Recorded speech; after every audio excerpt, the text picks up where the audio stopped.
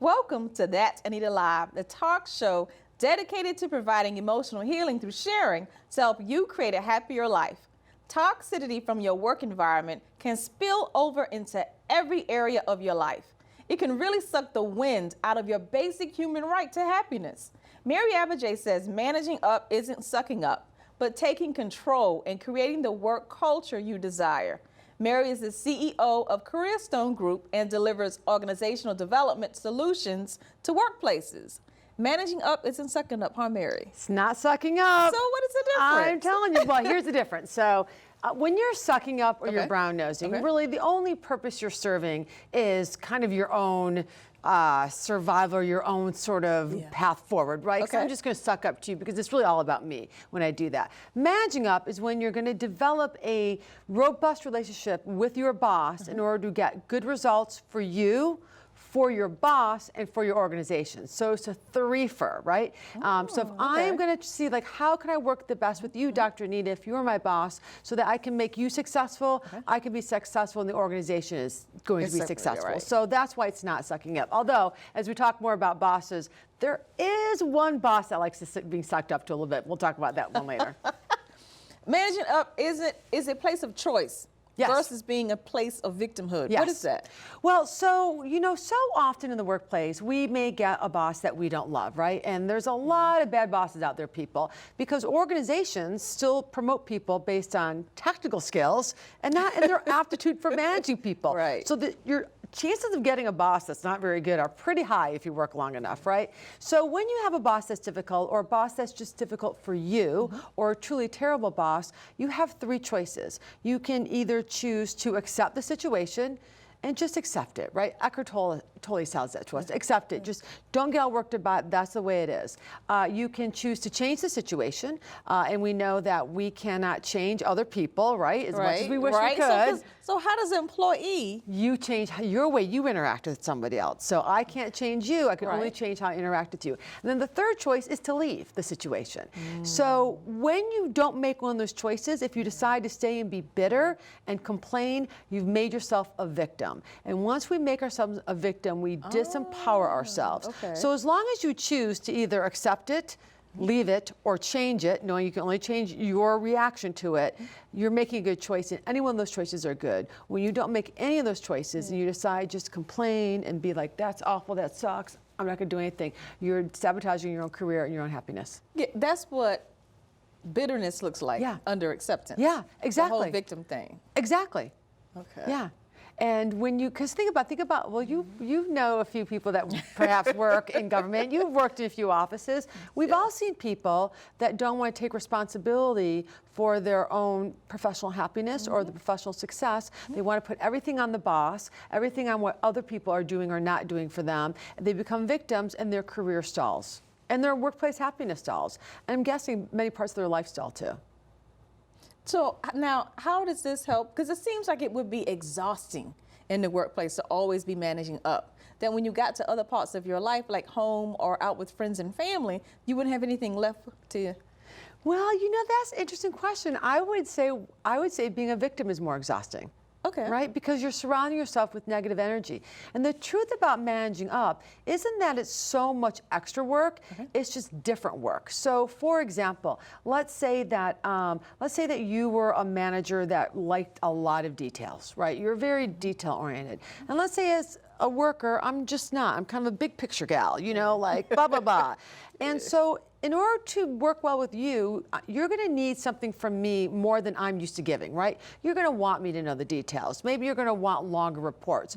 So yeah, it's going to take a little extra work, but it's going to be worth it because you're going to start to trust me. You're going to trust my judgment. I'm going to give you what you need. And after a while, you may let me go be big picture once you're sure that I understand and grasp the details. So it's not so much that it's going to be that much more work, but it often requires us to work differently than we like to work. And nobody likes to change, right? No. We all kind of wish the other person would change, right?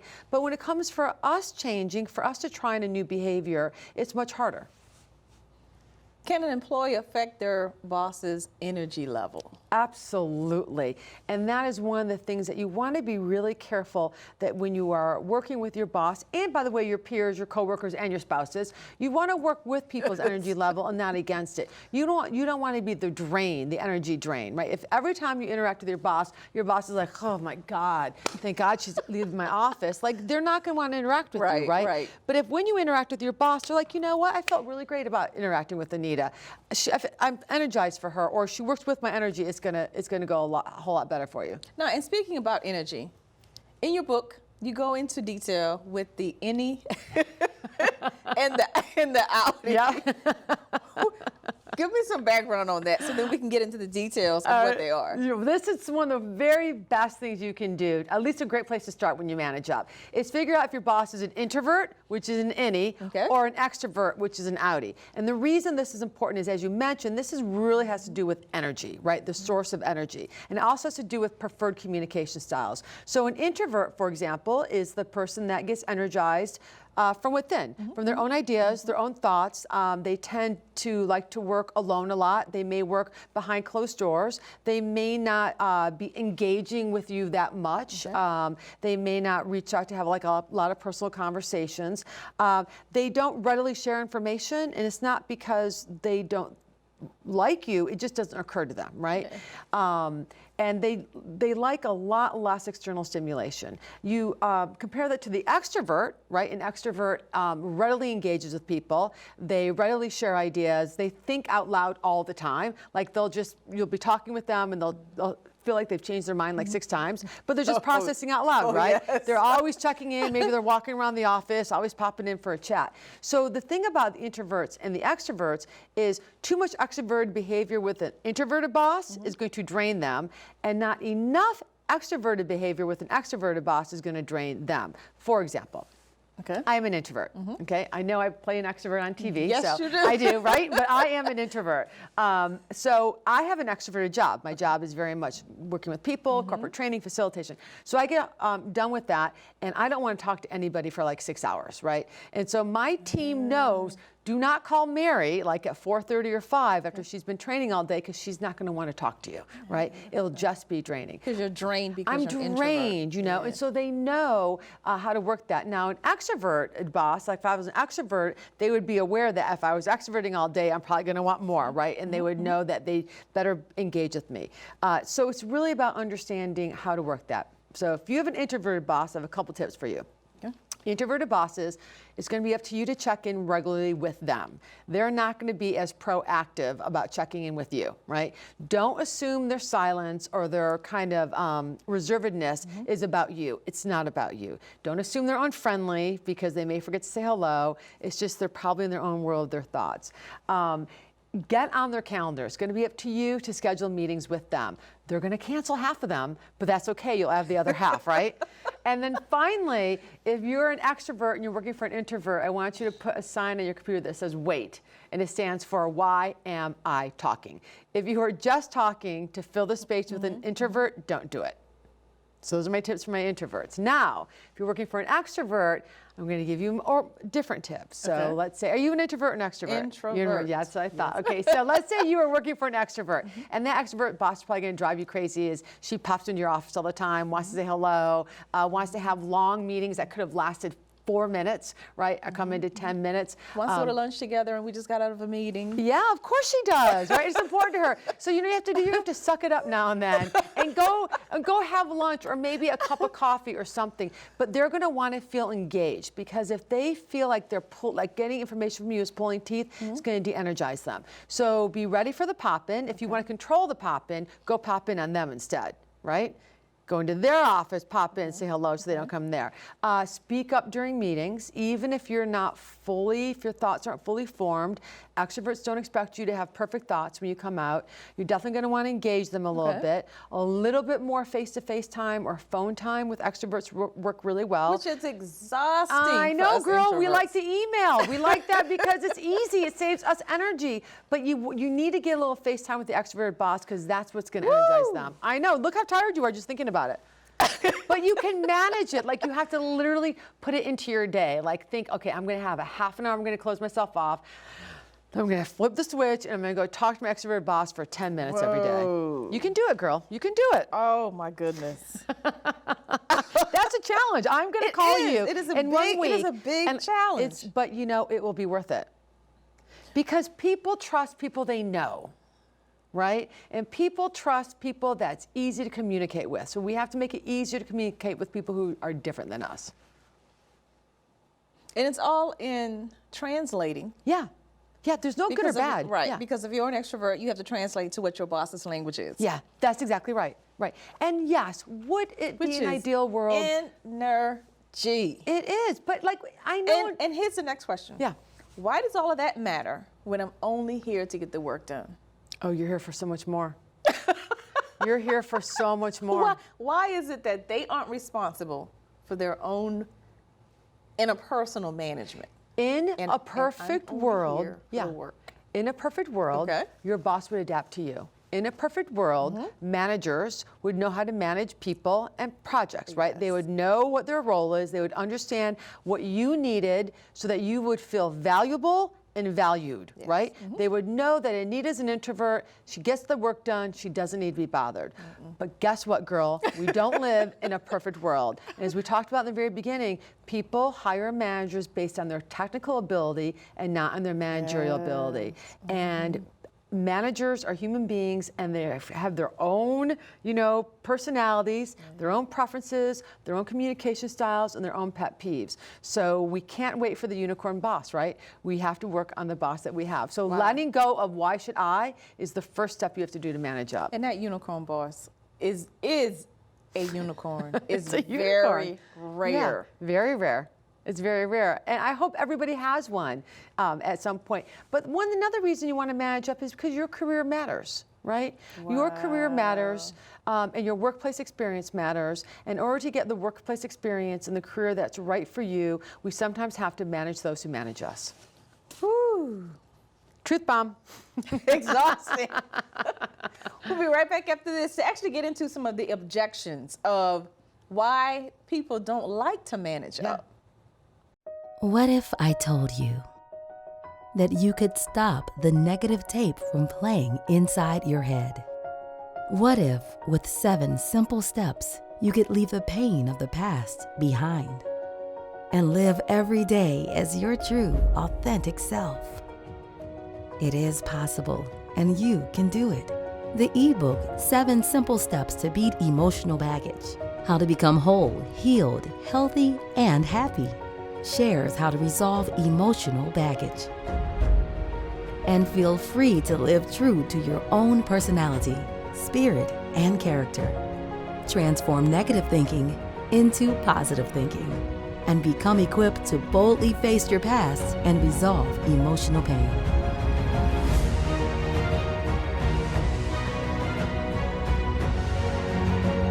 Get your free copy at thatanitalive.com/ebook.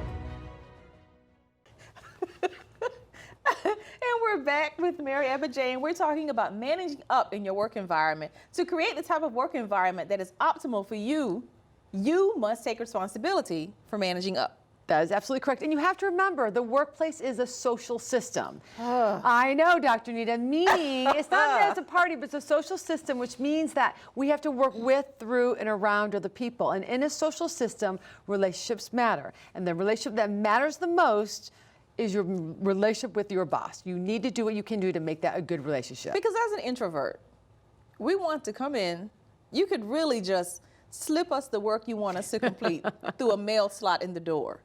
And we would get it done, email it back to you, or we would slip it right back through that mail slot and be just fine. And be just fine, that's right. But the rest of the social system isn't just fine with that. Okay. Objections, reasons, like one that I just gave. Yeah, you said one. And why people do not want to manage up. First, why should I do all the work of managing when my boss makes all the money? Because it's the long game, right? So again, if your boss isn't very good at managing, you can sit back and just be like, ugh, and let your career die. or you can take the active approach to manage up. And yes, they should be doing it. Yes, it's their job to do it. But if they don't, then someone's going to have to do that, and it's your career that matters. So at the end of the day, you get to choose whether or not you want to grit your way through this, and you can learn a lot from a bad manager. I always say don't give up the opportunity to learn from a bad manager, because at the end of the day, your career matters. That's why. What if there's a team and it's a crazy mix of introverts and extroverts? Yeah. What would be your suggestion there? Well, Do you try and manage all of your team workers in addition to your boss? Yeah. Woo! It's about adapting. Successful people. That's another job to get paid for in addition to.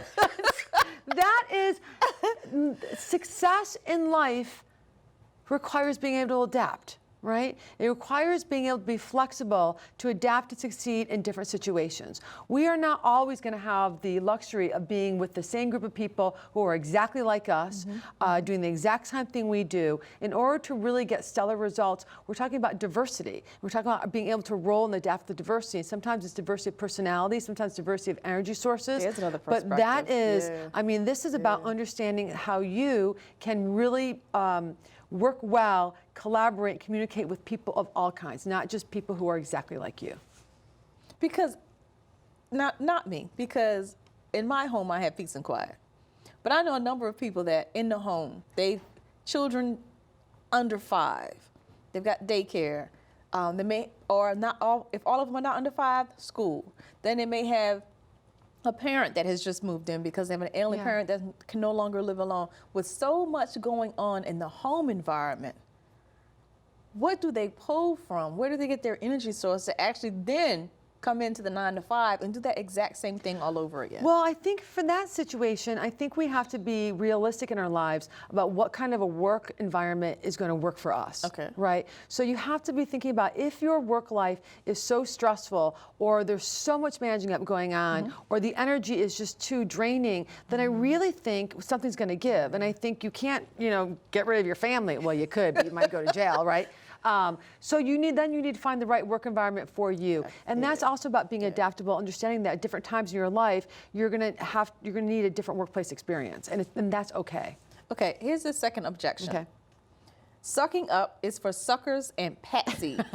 I love this one. All right, it's not, and here's why it's not. Okay. And I could totally understand that. In America, we love leadership, right? We love leadership. We teach it, we preach it, we hit everyone with the head over it. Americans spend $14 billion a year on leadership. And yet, look where it's gotten us, right? We have managers that don't know how to manage. Poor managers are the number one reason why people leave their jobs. And I think in all that talk about leadership, we haven't really talked about the word followership. Because in reality, we all have to follow as well as lead, right? And understanding how to manage up is not being a patsy, it's understanding what your role in that relationship looks like. So if we reframe it from a power hierarchy into a relationship hierarchy, everybody has agency. You get to choose what kind of behaviors you want to bring into any sort of relationship in order to make that relationship strong. So saying that you're a patsy is misunderstanding the point of what your role in that relationship is, and how you can bring authenticity and a little bit of control and a lot of choice and agency into your role in that relationship. And my favorite objection from the book. All of this sounds really nice and sweet, but it's being fake and inauthentic to myself. Oh, I love this one. So authenticity is not about being authentic when you're home alone in a room, okay? Authenticity is about being who you are in relation to other people. So authentically, I swear like a sailor. Authentically, I swear like a sailor who is a truck driver on weekends, right? So is it inauthentic of me to not drop an F-bomb in this show? Because it's not who I am. I'm being fake, right? Authentically, I am extremely impatient, right? Is it inauthentic of me not to honk my horn and flip you the bird every time you're going slow on a street, right? So it's not about being who you are all the time to the fullest extent. It's about bringing the authentic piece of you into a relationship where it can work in relationship with other people. That's deep. That in and of itself we can unpack. Yeah. Because when you're in a relationship with other people, and these people are not your relatives. That's right. They're not your caretakers and you're not their caretakers. But you're all in this one mission together. Yeah. And dealing with a team, you said yes to managing teammates as well as boss. Yeah. It's called collaboration. That you have to participate sometimes Yeah. in the extracurricular activities at work. Yes, I mean, to some extent. I mean, you want to build strong relationships with your team members, you know, and sometimes that means going for coffee, sometimes it means a happy hour, sometimes it means, you know, let's go out, sit outside for lunch. And you want to do this for a couple of reasons. One, there may be a time where you may need their help, right? Right. And if they know you as a person, right, they're more likely to help you. There may be a time in your life where opportunities for other careers or other jobs or other good things come from other people. They don't come down from the sky, right? So if you build bonds with people, then opportunities will come your way, help will come your way, they'll have your back, and so that's why that's important. Now, what about in a work environment where, because, okay, we're here in the DC area, so keeping it real, the saying is that everyone tries to get that good golden government job. Yeah. And then they work 20 and retire. Yeah. Some of them don't work 20. Once they get the job, they retire They on in the place. job. Right. That's right. Yep. How do you interact with that behavior? Say, because I've watched Yeah. the millennial go-getter execute their work, gets more done in half a day than some people get done in 3 or 4 days. And they're working circles around the person that is retired in the position, but they've been there 10 or 15 years. It really becomes a tense situation. It does. And you know, that's actually the other side of the coin. That's really about accountability. So that's a manager's inability to hold low performers accountable. Okay. And for those of you who are managers in the workplace, and you know, we see this a lot more in the government sector, but we still see this in the private sector quite a bit. You've got to hold people accountable. And managers must hold people accountable for performance. It's very difficult for peers to hold other peers accountable. Yes. And when you have people that are retired in place, you're going to have, and I would say in my experience working with the government, you've got about a third of the people that are go-getters, go, like really working hard, dedicated on it all the time. About a third are retired in place. Not going to do it. That boss doesn't like me. They have favorites. And then you have a third in the middle, right? Who could go either way. And so really it's so important that managers actually manage the poor performers to move those 2/3, the middle third into the 1/3. Because if you let people poor perform and get away with nothing, it creates cynicism. You're going to take that other third, they're going to go to the low performers, and it just ruins morale and engagement. It does. It does, doesn't it? And everybody knows who the poor performers are. Except for the poor performers. Amazing, right? Yeah. And I would say those poor performers usually are the ones that have the biggest victim mentality. Ah. I mean, think about it. They're often the ones that say, well, you know, nobody ever gives me a chance, or the boss doesn't like me, or they always claim favorites, or things like that. They're the ones that don't really take ownership of their workplace experience. Now, Monday is the most popular day for heart attacks. Yes. Isn't that weird? It's said because people don't like their work environments. And they're just sitting back and they're accepting, but they're accepting and they're bitter. Yeah. For those that are watching this whether it's on TV or online on social media somewhere, what are some tips that Monday morning, going into the office, we can go into the office with a fresh face and a new attitude to try these new tips? Oh, that's great. Well, first of all, I would say choose what you want.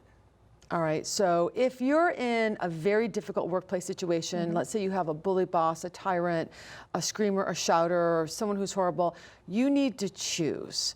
Is this the job for you? I mean, you're not saying walk in on Monday and quit, but just make a choice. I'm gonna just accept this and try to suffer through as best I can without it, you know, putting on my golden shield and protect myself. I'm gonna actually try something different myself, or I've made up my mind today that I am going to leave, right? It's okay to quit. Quit with another job if you can, but it's okay if you've tried hard enough. So that's tip number one.